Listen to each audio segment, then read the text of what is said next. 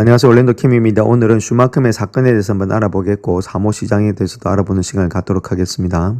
자, 전쟁 상황을 보고 가겠습니다. 이란은 자신들이 승리하고 있다 그렇게 믿고 있고 전쟁 종식을 위해서 막대한 대가를 요구하고 있다 이렇게 말하고 있죠. 이 대가를 갖다가 요구하고 있는데 트럼프가 안 들어주니까 계속해서 전쟁이 오래 가고 있다 그렇게 보시면 되겠고, 특별히 이란이 트럼프의 의지보다도 훨씬 더 오래 권력을 유지하고 있다. 그래서 중동의 에너지 시장을 장악할 기회를 보고 있다. 자, 트럼프의 예상대로 안 가고 있으니까 시간이 좀 오래 걸린다. 이렇게 보시면 되겠고, 특별히 이란이 원거리 미사일을 통해서 미국과 영국 기지를 공격했다. 공격의 범위를 확대해주고 있다. 자, 이것이 현재 전쟁 상황이다. 이렇게 말씀드립니다. 자, 다음 슈마컴에 대해서 한번 알아보겠습니다. 지금 밀수 스캔들을 통해서 거버넌스 붕괴 그리고 AI 서브 시장의 지정학적인 지각 변동이 되고 있다. 이렇게 말하고 있죠. 그래서 어떤 일들이 일어났는지 거기에 대해서 말씀드리겠습니다. 자, 일단 사건이 어떻게 형성이 됐는지 그부터 한번 보시게 되면 미국의 첨단 AI 서버 조립 있죠. B200이라든지 H200. 자, 그런 것들이 직접적으로 실질적으로 중국으로 들어갔다 그 이야기입니다. 규모가 한 25억 달러 정도가 되고 있다. 이렇게 보면 되겠죠.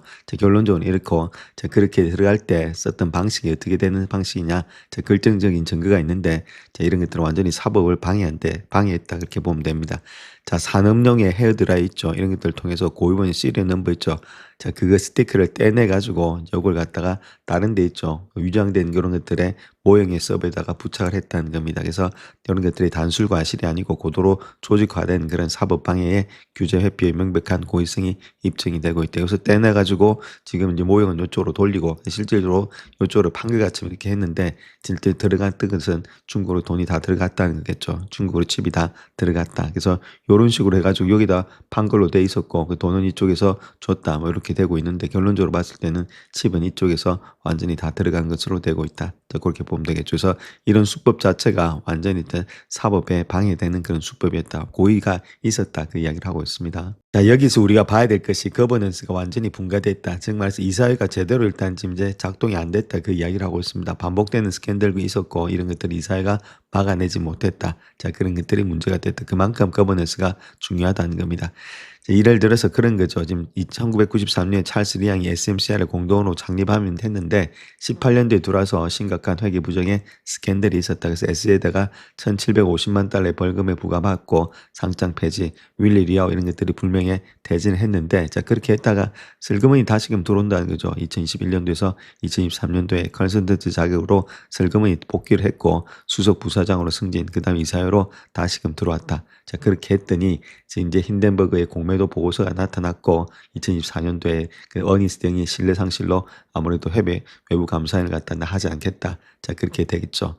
이런 것들까지가 현재 모습이고, 자, 그렇게 했다가 2026년도에 대중국의 수출 통제법의 위반으로서 적격 기소가 되었다. 이렇게 말하고 있죠. 그래서 이번 사태는 실무진의 일탈이 아니고 범죄 이력자를 중용하는 SMCI의 최고위층의 사유화된 거버넌스 실패로서 난 필연적인 결과다. 결론은 거버넌스의 실패가 됐다. 자, 그 이야기를 현재로서 하고 있습니다. 자, 일단 규제 리스크에 ECRA 위반과 파괴적인 징벌 구조가 있을 거다 하는데 ECRA는 수출 규제 통제법이다 이렇게 보시면 되겠죠. 안보와 관련된 법안인데, 자, 불법 거래를 통해서 25억 달러를 팔았죠. 그렇다면 잠재적인 최대 벌금은 50억 달러가 될 수 있다. ECRA 규정에 본다면은 2배를 부과한다 이렇게 말을 하고 있습니다.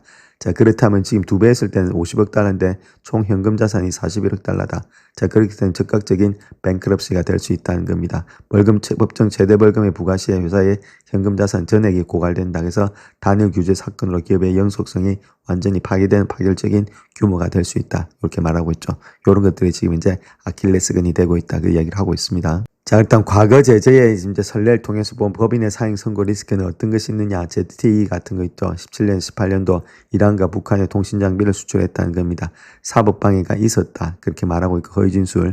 그래서 11.9억 달러의 벌금을 내면서 거래 제한의 명대에 등재가 되었고 아무래도 사실상 영업 정지 위기가 되었다. 비즈니스 파급력에서는 케이던스 마찬가지죠. 중국 군사대학의 기술 유출에서 유죄가 인정되었고 1.4억 달러의 벌금을 냈다. 강력한 사내 감시 체계의 도입을 의무화했다. 이 정도는 괜찮은데, 자, 지금 돈이 25억 달러라는 겁니다. 지금 상당히 지금 중국과 완전히 싸움 가운데 있는데 이런 것들이 터졌기 때문에 상당히 안 좋은 가운데 있다. 최고 수준에 있다는 겁니다. 지금 이제 최고위층의 공모, 물리적인 증거 조작도 있다. 수십억 달러의 벌금이라든지 조달 시장에 퇴출 가능이 있다. 최악의 시나리오는 지금 엔트리리스트에 등재된다. 이렇게 말하고 있죠. 그래서 미국산의 부품 공급망의 전면 차단, 즉 법인 사용에 선고가 될 가능성이 상당히 많다 해서 지금은 아무래도 지금 이제 뱅크럽 될 가능성도 어느 정도는 있다. 그 이야기를 하고 있습니다.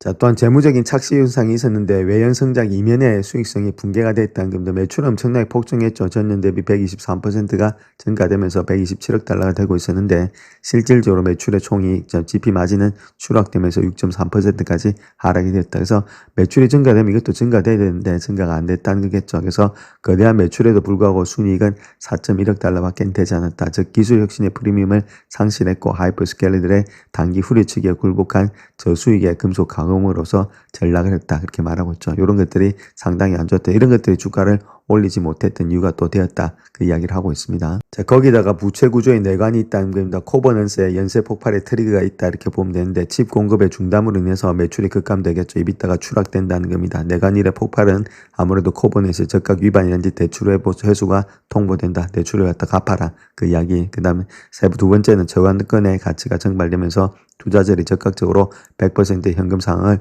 요구한다. 이런 것들. 그렇게 되면은 유동성이 경색이 된다. 그 이야기를 하고 있죠.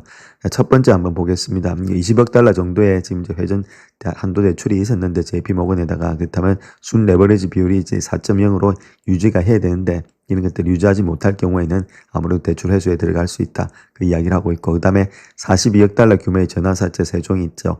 2028년도, 9년도, 30년도 만기가 있는데 규제 리스크가 있고 거버넌스가 붕괴됨에 따라서 근본적인 변화 풋옵션이 발동이 된다.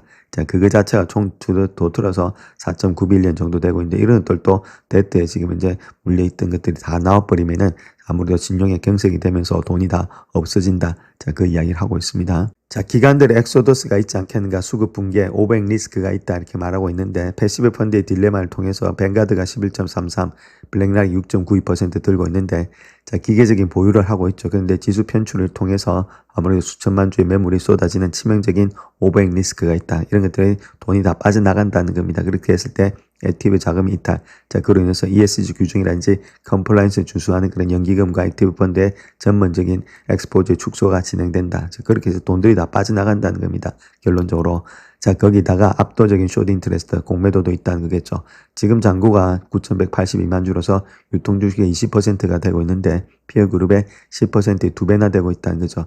자, 그렇다면 거버넌스 회복 가능성에 대한 시장의 철저한 비관론이 반영되어 있다. 더 들어올 수가 있겠죠. 그럼 주가는 더 많이 폭락을 할 수가 있다. 자, 그 이야기를 하고 있습니다. 자, 그 다음 또 봐야 될 것이 공급망이 완전히 차단되지 않겠는가 그렇게 볼 수 있겠죠. 엔비디아의 칩에 무기화가 된다는 겁니다. 그 엔비디아의 최상의 차세대 칩 파이프라인이 있죠. 블랙웨이라든지 베라루빈 이런 것들. 자, 그런 것들이 완전히 차단된다 이렇게 말하고 있죠. 그래서 델이라든지 HP 이런 게 제할당이라든지 대만 핵심의 ODM, 즉 박스콘이라든지 위탁 생산 이동 이런 것들도 상당히 안 될 가능성이 많다. 미국 상무부의 전방위적인 규제 전명에 회피를 하기 위해서 칩 할당을 전면 차단할 가능성도 있다. 젠슨 왕은 거대한 시스템은 배당에 넣어 몰래 빼둘 수 없다 이렇게 말을 했는데 이런 일들이 생기고 있으니까 칩의 무기화가 되면서 이런 것도 전면적으로 안 될 가능성도 있다. 자, 그렇다면은 이런 것들 통해서 좀 파급된 효과가 또 많이 일어날 수도 있다 이렇게 말씀드립니다. 다른 업체들, 또 엔비디아 주가도 좀 출렁거릴 수 있다 이렇게 말씀드립니다.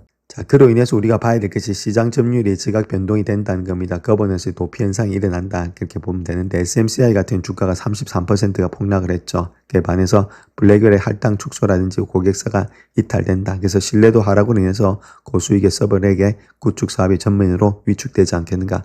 자, 반면에 델하고 HP 있죠. 이런 것들 안전자산이 나타나면서 주가는 델은 35% 랠리, AI 서브 매출이 89.5억 달러로서 342% 성장, 430억 달러의 백로그 주문 잔고, 그다음 압도적인 공급망으로 이탈 수요를 대거 흡수한다는 것들. 휴레패커드도 마찬가지죠.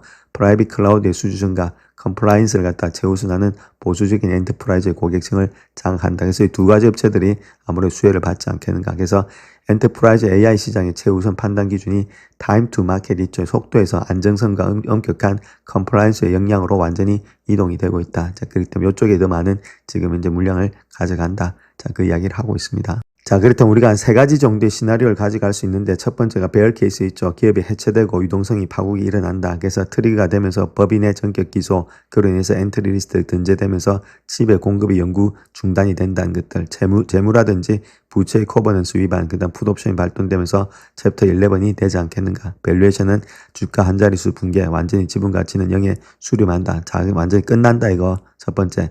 두 번째는 베이스 케이스인데 영구적인 거버넌스의 디스카운트가 일어난다. 거액의 벌금으로 합의를 한다. 최상위 칩으로 인해서 배정을 제외한다. 최상위 블랙웰 칩을. 그 다음에 단순 조립 하정업체로서 수준으로서 비즈니스가 강등된다. 이익률이 영구 훼손된다. 밸류에이션은 P가 지금 이제 8에서 10배. 그래서 $10에서 $20 후반으로서 박스권이 고착이 된다. 저기 두 번째.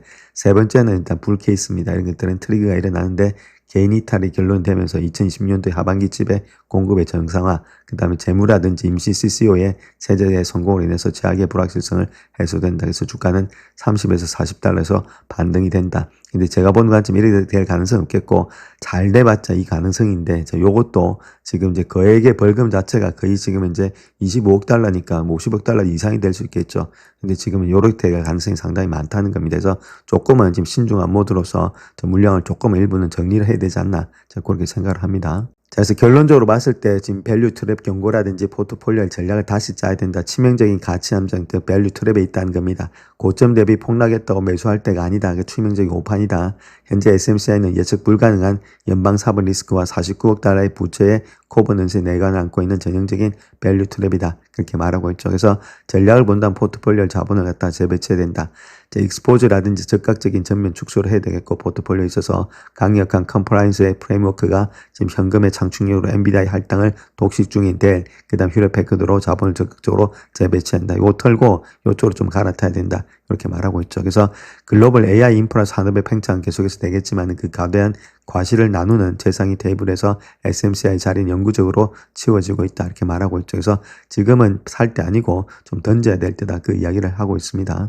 자, 3호 신용의 황금기가 종언이 되면서 정말로 2010년도에 시스템적인 위기가 올 거냐, 그게 대해서 한번 봐야 되는데, $2조 규모의 비유동성 자산 시장이 직면한 구조적인 결함이 있다는 거겠죠. 자, 그로 인해서 이런 것들이 시스템적으로 갔을 때 터지느냐 안 터지냐, 자, 그게 문제인데, 자, 우리가 3호라는 말은 프라이빗이란 말이고, 우리가 IPO 할 때 이니셜 퍼블릭 오프닝 있죠. 자, IPO 할 때 이건 일단은 퍼블릭이라는 말입니다. 그래서 3호라는 말은 개인적인 거고, 이거는 불특정 다수를 통해서 돈을 끌어모으는 거다. 자, 요거는 3호는 일단은 뭐 개인 50인이라든지 뭐 지금 이제 100인 이하 그런 사람들이 있죠. 그래서 사모적인 돈을 가지고 돈을 끌어 개인적인 돈을 받아가지고 이걸 가지고 운영했다, 이렇게 보시면 됩니다. 그래서 그것이 상무하고 공모의 차이인데, 자, 중요한 것은 이런 것들이 시스템적인 위기가 되면은 자, 큰일 나겠죠. 그러면 주가가 완전히 폭락을 하니까 그냥 털어야 되느냐, 안 그러면 지금 이제 약간의 구조적인 조정이 있는 거냐, 자, 거기에 대해서 한번 살펴보겠습니다. 자, 이제 현재 시장의 경고등을 보게 되면은 공모시장이 평가한 장부가 있죠. NAV 이런 것들이 극심한 불신이 일어나고 있다는 겁니다. 데이터가 없으니까. 자, 그래서 NAV 대비 할인율 자체가 지금 마이너스 50% 이렇게 가고 있다는 거죠. FSK 같은 경우는 수익률은 19.1%, 할인율이 51.6%니까 뭐 답이 안 나오겠죠. 이것도 마찬가지로 환율이 57.2%, 시장이 신뢰를 잃어버리고 있다, 이렇게 말합니다. 그래서 극단적인 배당 수익률 이런 것들은 아무래도 인컴 투자가 아닌 배당 삭감, 자본 손실이 임박했다는 시장의 프라이싱이다, 그렇게 말을 하고 있죠. 자, 데스존에 와 있다는 겁니다. 그만큼. 자, 아무래도 수익률이 이 정도 되면은 할인율이 뭐 큰 폭으로 안 늘어나면 문제가 없는데, 할인율이 계속해서 늘어나면서 가고 있으니까 문제가 되고 있다. 즉, 자본 조달의 통로가 막혀서 지분가치 희석에서 죽음의 소용했을 때 스파이럴이 시작된 거 아니냐. 자, 그게 문제겠죠. 결론적으로 봤을 때는 데이터가 없다, 장부 가치가 불신이 되고 있다, 그겁니다. 그게 문제겠죠. 그래서 이것만 불신이 안 되고 장부 가치만 정확하게 나타나 주면은 문제가 없는데, 그런 것들이 안 되고 있는 것이 현재 모양이다. 사무시장이니까 이런 것들 데이터가 없다, 자, 그렇게 밝히고 있죠. 자, 그래서 조건 변경이라든지 만기 연장 이런 것들이 은폐한 그림자 부도가 되고 있는데, 자, 2% 정도의 헤드라인 부도율 요거밖에 안 보이는데, 빙산으로 보면 그 밑에 엄청난 부도율이 많다는 거겠죠. 사무신용 특유의 폐쇄적인 현상 때문이다. 그래서 5% 이상의 실질 부도율, 그 다음에 40%의 차입기업의 마이너스의 프리캐시 플로우 이런 것들, 그 다음에 반복적인 부도기업 이런 것들이 급증되고 있다는 것들, 자, 그런 것들이 문제가 되겠죠. 자, 그런 가운데 때문에 이렇게 부도율 추이가 지금 2011년도에 5.8에서 8.8%까지 많이 올랐다. 지금 이렇게 지금 이제 의심스럽게 되고 있다, 그 이야기를 하고 있습니다. 자, 그래서 다음 요 차트를 하나 보시게 되면 현물 지급 이자의 복리 눈덩이와 더불어서 부채의 역전이 현상이 되고 있다. 그래서 차입기업의 기업 가치는 엔터프라이즈 밸류는 계속해서 줄어들고 있는데, 자, 원금이란지 PIK 이자가 복리로 일단 폭발하는 부채의 산이 되고 있다. 이런 것들이 문제라는 거죠. 그래서 현재 상장되는 BDC 투자 수익의 평균 8%가 PIK로 형태로 발생되고 있다, 이렇게 보시면 되는데, 이게 무슨 말이냐면은 BDC 쪽은 비즈니스 디벨롭먼트 코퍼레이트에서 요거 자체는 지금 다른 것보다는 비즈니스 개발 회사다, 이렇게 보시면 됩니다. 그러니까 비즈니스 개발 회사의 투자 수익의 8% 정도가 지금 이제 원금 현물 지급의 이자로서 발생이 되고 있다. 그러니까 이 현물 지급의 이자라는 말은 요거 자체가 뭐 배당 수익이라든지 아니면 뭐 대출을 주식으로 받는다, 돈으로 받는 게 아니고 대출을 받는데 대출을 갖다 그 회사의 주식이라든지 아니면 배당으로 받는다. 자, 그렇게 보면 되겠죠. 그러니까 실질적으로 돈이 안 들어오고 돈이 계속 쌓인단 말입니다. 부채로서. 자, 그게 문제겠죠. 그러니까 투자 수익의 8%가 이런 식으로 계속 쌓이니까 원금 플러스 지금 PIK 이자가 요만 높아지겠죠. 그래서 부채는 부채대로 늘어나는데 실질적인 돈이 안 들어오는 현상, 그런 현상을 나타내고 있다. 사후적 부도를 막기 위해서 선순위 담보대출까지 점토한 나쁜 PIK도 급증이 되고 있다. 이렇게 말하고 있죠. 그래서 PIK는 당장의 현금 가문을 해소하는 금융적처럼 보인다. 뭐 돈을 주기는 주죠. 그러니까 주식으로도 주고 배당으로 주겠다. 뭐 그런 식으로 하고 있지만 결론적으로 봤을 때는 부채의 산을 만들어주는 그런 모양이 되고 있다. 부채만 더 늘어난다. 자, 그것이 문제다. 그렇게 이야기를 하고 있습니다. 자, 그래서 구조적인 내관이 있는데 리테일화가 초래한 치명적인 유동성의 불일치가 되고 있다 이렇게 말하고 있는데 유동성의 환상이 되고 있다는 거겠죠. 그럼 고액자산가라든지 소액 투자자 이런 데리 자금을 통해서 상시 개방형으로 펀드로 운영이 되어 왔다. 되게 자산 규모 60%나 많이 늘어났다. 아무 돈이나 다 받았다는 이야기입니다. 그래서 분기별로 5%의 환매는 보장했는데 자, 이런 것들이 실질적으로 봤을 때 비유동성의 현실이 있다는 거죠. 7년 이상의 자금이 잠기는 비상장 규정으로 되어 있고 중견기업의 대출 같은 경우는 레벨 3의 자산 즉 매각이 불가하다. 자, 그렇게 했을 때 유동성의 변목이 생기면서 뱅크런의 현상이 나타난다. 위기 발생 시에는 환매 요청이 일시적으로 세도되면서 이런 것들이 뭉개질 수 있다. 이야기를 하고 있죠. 자, 물론 환경이 우호적일 때는 신규 자금으로 환매를 방어할 수 있다. 괜히 돈이 들어오니까 이 돈 가지고 환매를 해주면 되는데 자, 리스크 오프 금융에 있어서는 자산의 비유동성과 부채의 유동성 간의 물리적인 모습이 파국을 이룬다. 돈이 안 들어오니까 돈을 갚아줄 환매할 능력이 안 되죠. 자, 환매할 능력이 안 되니까 이런 것들을 팔아야 되는데 잘 팔리지도 않으니까 덤핑으로 뭐 세리할 수도 있겠고 자, 다른 데서 자금을 또 빌려올 수도 있겠고 그러니까 전반적으로 시스템에 지금 이제 붕괴가 일어난 거 아니냐. 자, 그 이야기를 하고 있는 겁니다. 자, 그렇다면 유동성 게이트의 연쇄 발동과 더불어서 패닉 셀링의 전조가 보이고 있는데 자, 어떤 식으로 형성이 되고 있는지 한번 보겠습니다. 스토리지 펀드가 있었죠. 환매 요청액의 11%만 승인됐다. 다 안 돌려줬다는 거죠. 유동성 게이트가 발동됐고 모건 스탠리 같은 경우도 전체 주식의 11%의 환매가 세도되면서 적극적인 출금이 진행되었다.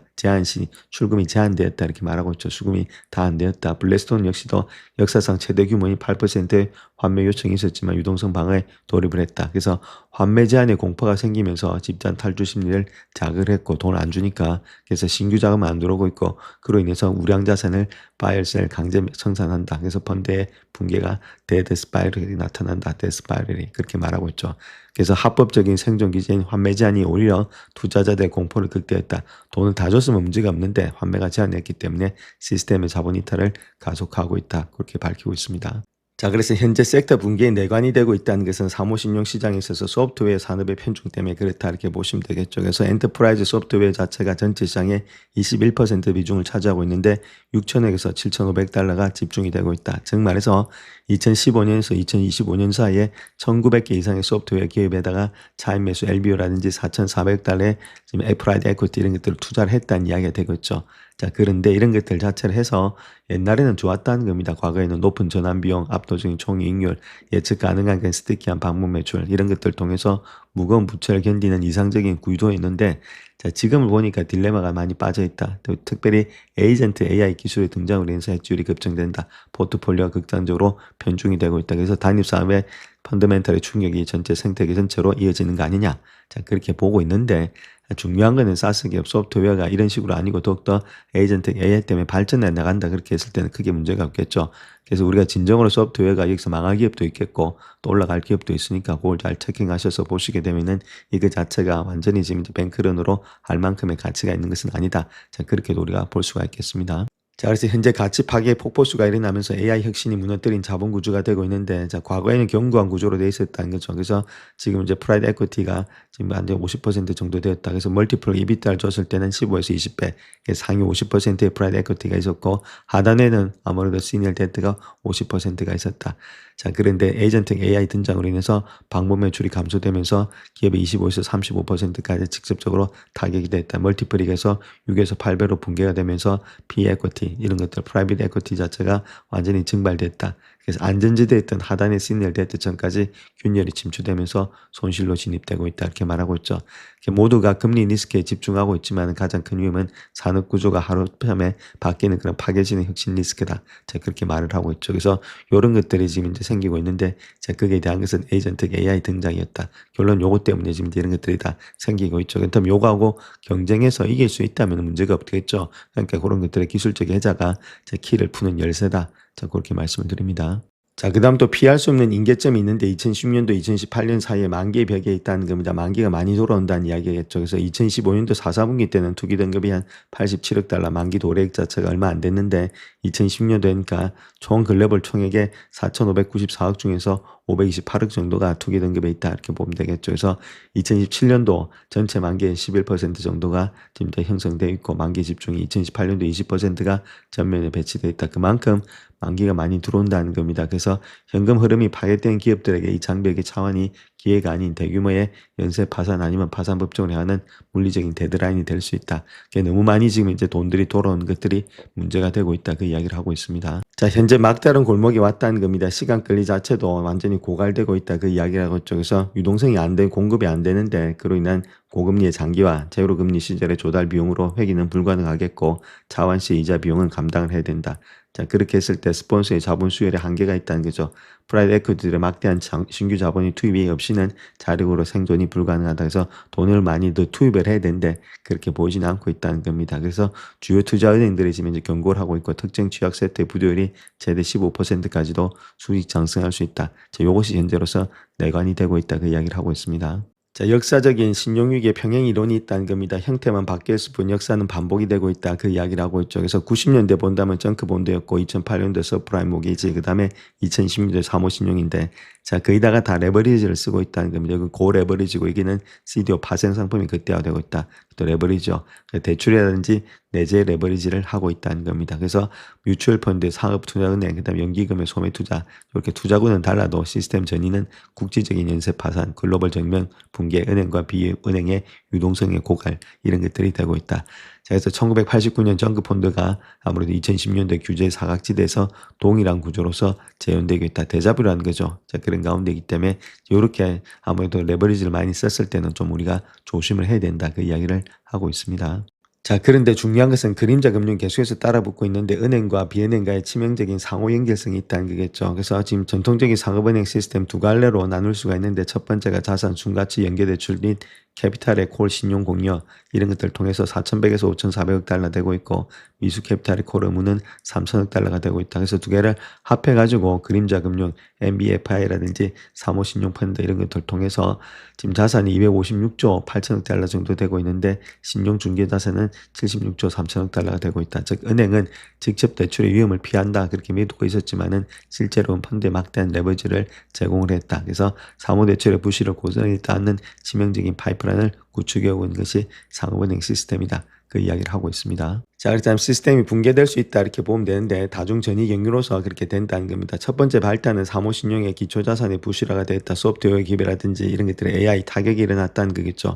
두 번째는 펀드의 타격이 일어났다. 자, 펀드 같은 경우는 리테일 투자자의 환매가 세도했는데 돌려주지 않았다는 것들 이런 것들. 두 번째, 세 번째는 은행으로 전이되고 있다. 은행의 담보 가치가 하락인지 아니면 마진콜의 발생, 신용 한도가 축소되고 있다는 것들. 자, 그로 인해서 시장에 충격이 가고 있는데 사모펀드의 우량자산, ABF의 강제 매각, 그 다음에 채권시장의 수급 붕괴라든지 스프레드가 폭등이 되었다. 이런 것들이 문제가 있었고 실물 경제를 본다면 연기금 보험사의 자본의 견정성이 훼손되면서 실물 경제 신용 경색이 대규모로 지금 이제 실업 사태로서 벌어지고 있다. 자, 이렇게 아무래도 스파이럴처럼 갈 가능성이 있는 것이 현재의 시스템적인 붕괴를 통한 피드백이다. 이렇게 우리가 보면 되겠습니다. 자, 현재 투자자들이 사모대출 시장을 빠져나가고 있는데 그렇다면 펀드들은 지금 무엇을 해야 되는지 자, 거기에 대해서 한번 알아보겠고 사모대출은 초기에는 주로 기관 투자가들을 위한 투자였는데 그러다가 업계는 개인 투자가들에게 큰 기대를 걸기 시작했다 이렇게 밝히고 있죠.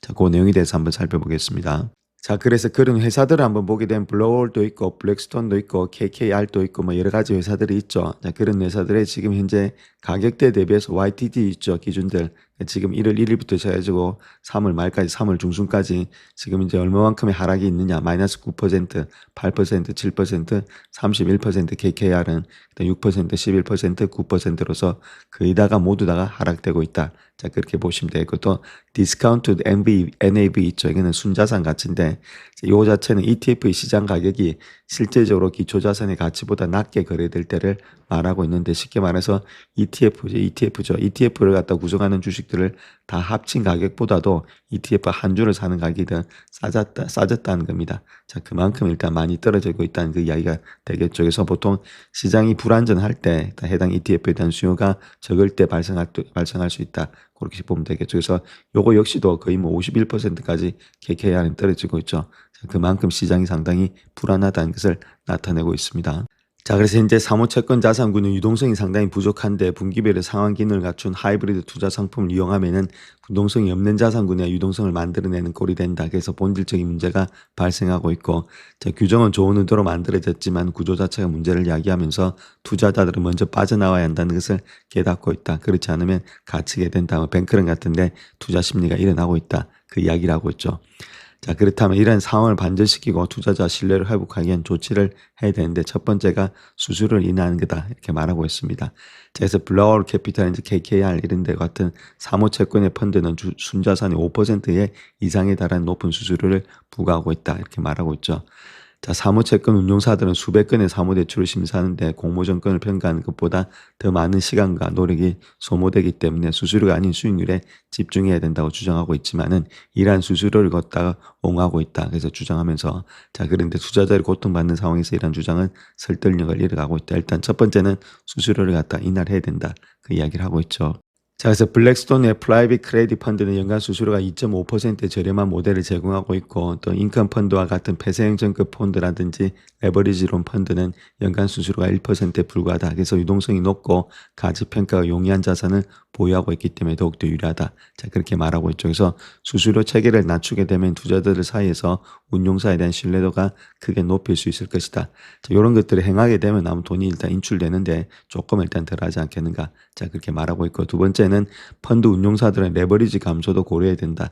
자, 투자자들은 공모펀드든 사모펀드든 일반적으로 자기 자본의 1달러당 1달러의 부채를 운용한다는 사실을 모를 수가 있는데 자, 이는 높은 수수료 때문에 레버리지 없이는 10%에 가까운 배당 수익률을 제공할 수 없기 때문이다. 그래서 운용사들은 은행보다 레버리지를 적게 사용한다 이렇게 주장은 하고 있지만은 사모펀드의 포트폴리오는 유동성이 높은 정권을 매입하는 폐쇄형 정급 펀드나 레버리지론 펀드보다는 레버리지 비율이 높다는 거죠. 그래서 레버리지 비율을 낮추면 위험을 줄일 수 있으면서 게다가 차입 비용은 상승 추세에 있다. 이렇게 말을 하고 있습니다. 그래서 레버리지도 일단 낮춰야 된다. 그 이야기를 하고 있습니다. 자, 그래서 우리가 일단 지금 마이너스 폭이 상당히 많이 나고 있죠. YTG 기준으로 해서 1월 1일부터 시작해 지금까지 수익률 자체가 마이너스 폭이 많이 나고 있다. 즉 말해서 가격에 다 반영이 되고 있다는 겁니다. 주가가 폭락하든지 시스템적인 하락이 있을 때는 이런 것들이 우리 입에 오락내리지 않고 있고 직접적으로 일단 타격이 나타나면서 주가가 빠질 때 남들이 모를 때 들어가서 이럴 때가 완전히 폭락을 하는 거지 시스템적인 위기가 있는 거지 다 알고 있는 사실에서는 그런 것들이 나타날 가능성이 또 많이 없다. 일단은 시장에 거의 다가 반영이 되어 있는 상태에 있죠. 자, 그런 가운데 때문에 큰 폭의 이런 것들 통해서 시스템적인 하락은 올 가능성이 많이 높다. 자, 그렇게 하면 되겠고 이런 것들도 금융시장에서 지금 연준이나 이런 데서 다 체킹을 하고 있기 때문에 크게 염려될 것은 없다. 자, 시장 자체가 모른다면 그것이 문제지만은 알고 있고 시장 이미 가격이 반영이 되고 있다. 자, 그것이 가장 큰 지금 현재 모습 이런 것들이 시스템적인 하락으로 오지 않는다. 자, 그렇게 보면 되겠습니다. 영상을 끝까지 시청해 주셔서 감사합니다. 영상이 도움이 되셨다면 구독과 좋아요 부탁드립니다. 감사합니다.